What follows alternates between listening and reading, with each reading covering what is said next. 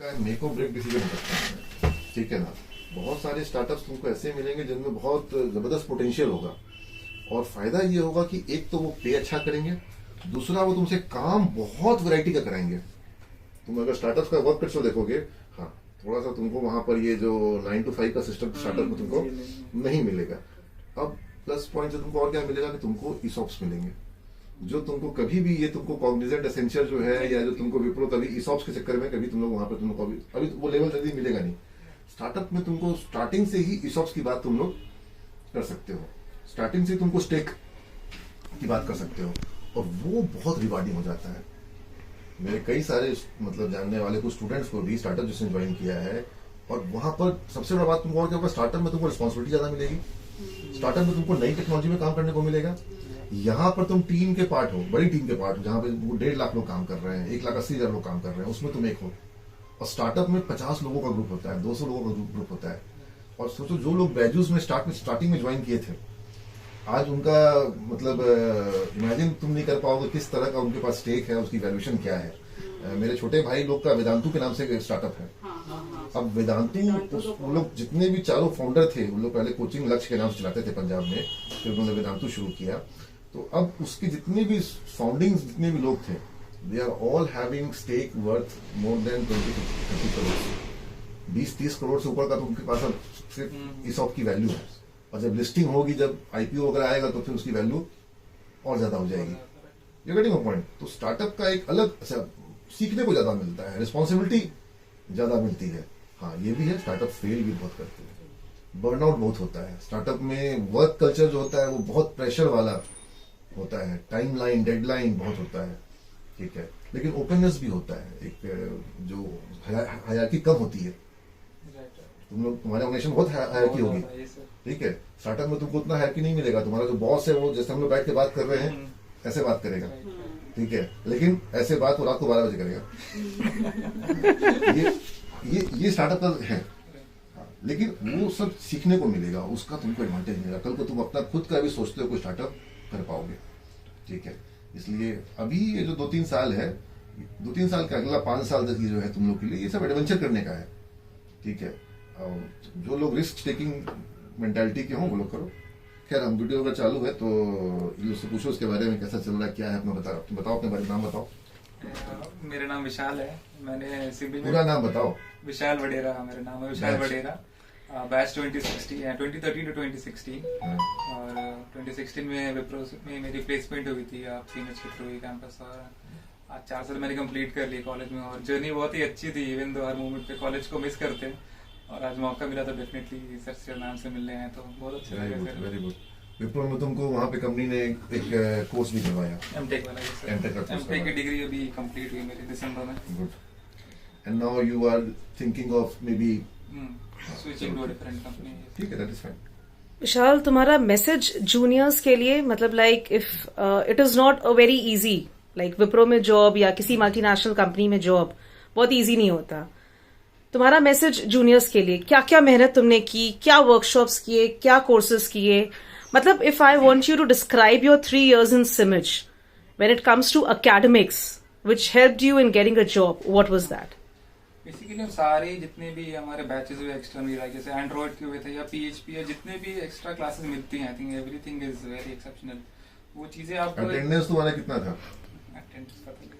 But तुम्हारा attendance अच्छा था, 75 को ऊपर था। इस मामले में I still remember him, whether it was the internal examinations या ओवरऑल हर एक्टिविटी। मतलब इन लोग का जो ग्रुप था, मतलब आज भी उसको मिस करते हैं, बहुत वाइब्रेंट ग्रुप था।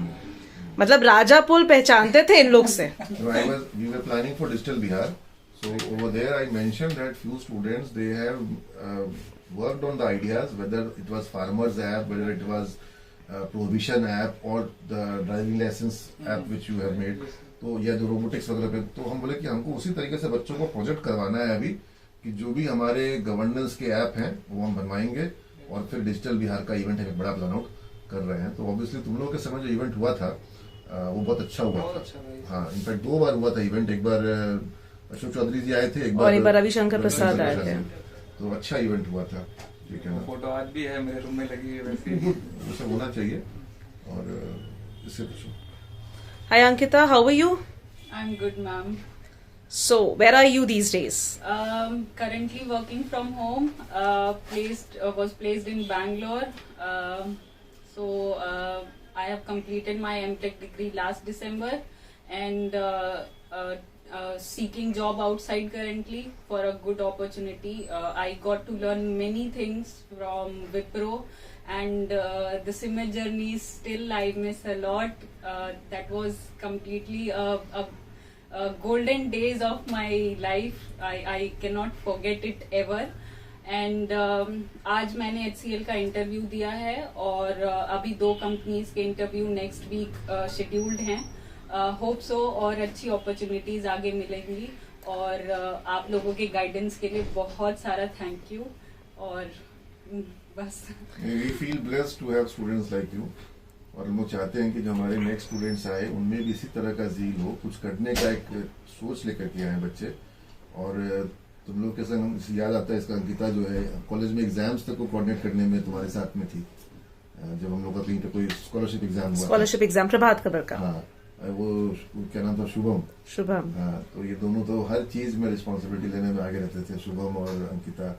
तो they were very good, excellent. Ankita, you were in 2013-16 BCA batch, right? yes. I still remember जब तुम लोग विप्रो के इंटरव्यू के लिए थे, इन लोग कितना डरते थे. हम यहाँ बैठ के वो याद कर रहे थे. एक वो दिन था जब हम डर रहे थे यहाँ बैठ के सिर्फ एक HR राउंड के लिए. आज हम 3-4 राउंड देते हैं इंटरव्यूज, और इट इज लाइक बस चुटकियों में निकल जाता है. इतना ज्यादा नॉलेज गेन किया है यहाँ पढ़ने के बाद, और विप्रो से भी. इट इज जस्ट, मतलब उसके लिए कोई वर्ड नहीं है. आई रिमेम्बर नीरज सर, मैं इतना डराती थी इन लोग को जब रिजल्ट आता था ना. डर थोड़ा जरूरी है, लेकिन नहीं, मतलब I used to enjoy that. मतलब वो एक ना बहुत लाइट मोमेंट्स होते थे. मतलब इन लोग का वो, मतलब उससे इन लोग की सीरियसनेस देख करके लगता था वो पूरे 3 साल का एफर्ट्स जो है वो मिल गया. अच्छा, लेकिन तुम लोग को मेरा एक काम करना होगा. तुम लोग अभी वर्क फ्रॉम होम में हो, पटना में भी हो, तुम लोग के पास काफी सारा एक्सपीरियंस है, और तुम लोगों ने कई सारी नई टेक्नोलॉजी पर भी अपने आप को अपडेट किया होगा. कोई एक टेक्नोलॉजी, कोई एक पेपर, जिस दिन तुम्हारा वर्क फ्रॉम होम में तुम्हारा ऑफ हो, या जो तुम्हारे टाइम शेड्यूल के अलावा कोई टाइम शेड्यूल तुम निकाल सको, वो ले करके तुम लोग एक कोर्स छोटा सा तैयार करो. वर्कशॉप 1 दिन का हो, 1 घंटे का हो, 2 घंटे का हो, 3 घंटे का हो, या 2-3 दिन का हो, व्हाटएवर, और वो तुम डिलीवर करने आओ अपने जूनियर्स को. I think this is what I can ask from you. और ये इसको हम एक सिस्टम के रूप में डेवलप करना चाह रहे हैं, और ये सिस्टम इंडिया के, वर्ल्ड के अलग अलग कॉलेज में है, ऑलरेडी है. जो एलुमनाइज जो है वो अपने नई पीढ़ी को, अच्छा तुम्हारा उनसे कनेक्शन होगा, तुम्हारा उनके साथ एक, और तुमको फिर वो मिलेंगे. हो सकता है तुम कॉग्निजेंट में जाओ या एसेंचर में जाओ, फिर तुमको वही लड़का जिसको तुम यहाँ क्लास लेने आए थे, वो वहां ज्वाइनिंग के दिन मिलेगा कि सर मैं आपको, तुम पहचान जाओगे, या वो तुमको पहचान जाएगा. तुम भले उसको पहचान, वो तुमको पहचान जाएगा, क्योंकि तुम क्लास लेने आए थे. क्योंकि this world is small world. तुम जिस भी कैंपस में रहोगे तुम लोग ऑलरेडी देखते होगे. हाँ, बहुत सारे जूनियर्स को देखा है वहाँ पे. आज भी मिलते हैं तो सबसे पहले दौड़ते हुए भागते है ना.